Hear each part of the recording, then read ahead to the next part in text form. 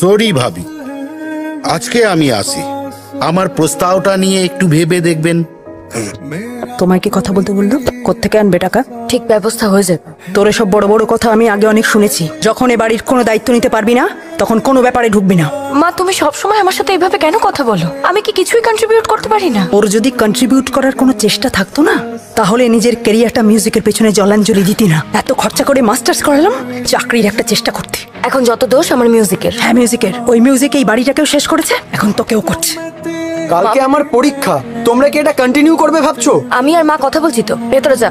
তোর রিহার্সালের সময় একটা আওয়াজ হলে তো খুব বিরক্ত হোস। আমার পরীক্ষার কোনো দাম নেই তোর কাছে? বেশি বড় বড় কথা বলিস না, ভেতরে যা, পড়তে বস। পড়তে দিলে তো পড়তে বসবো, রোজ রোজ এই চেঁচামেচি গুলো করলে কি করে পড়বো আমি বসে বসে? আশ্চর্য। শুভ, ভেতরে যাও, কালোর পরীক্ষা।